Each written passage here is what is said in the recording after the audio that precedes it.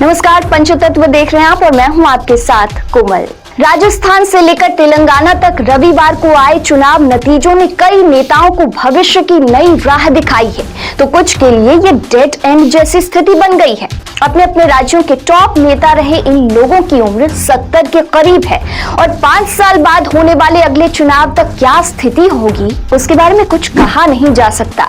इन नेताओं में राजस्थान से अशोक गहलोत और वसुंधरा राजे हैं, जबकि मध्य प्रदेश में कमलनाथ और छत्तीसगढ़ में रमन सिंह के आगे यही स्थिति है।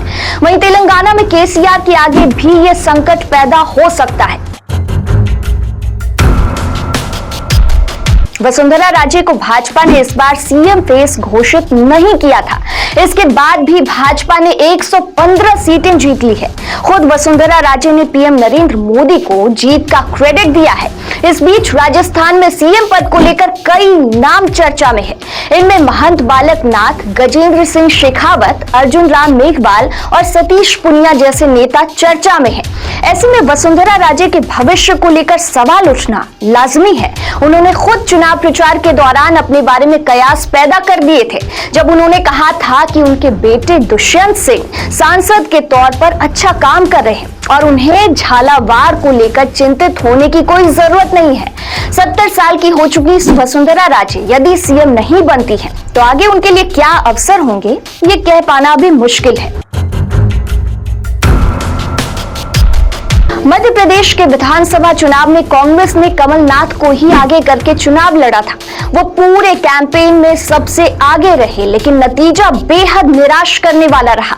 77 साल के कमलनाथ का आगे क्या भविष्य होगा ये कहना मुश्किल है। कुछ वक्त पहले उन्हें कांग्रेस अध्यक्ष बनाने की भी चर्चा थी, लेकिन उन्होंने भी दिलचस्पी नहीं दिखाई थी। ऐसे में अब उनके लिए कांग्रेस में क्या भूमिका होगी ये कहना मुश्किल है। इसके अलावा पार्टी में दिग्विजय सिंह और उनके खेमे के बीच आरोप प्रत्यारोप का दौर भी शुरू हो सकता है।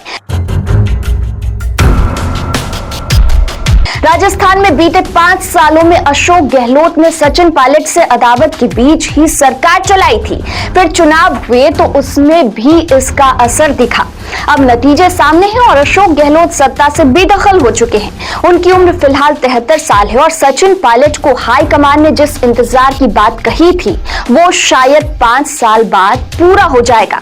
ऐसे में अशोक गहलोत राजस्थान या फिर केंद्र में कांग्रेस में किस भूमिका में होंगे ये बड़ा सवाल है। माना जा रहा है कि उनकी सियासी पारी को अब विराम लग सकता है। छत्तीसगढ़ में भी भाजपा ने राजस्थान और मध्य प्रदेश की तरह ही बिना किसी सीएम फेस के चुनाव लड़ा था।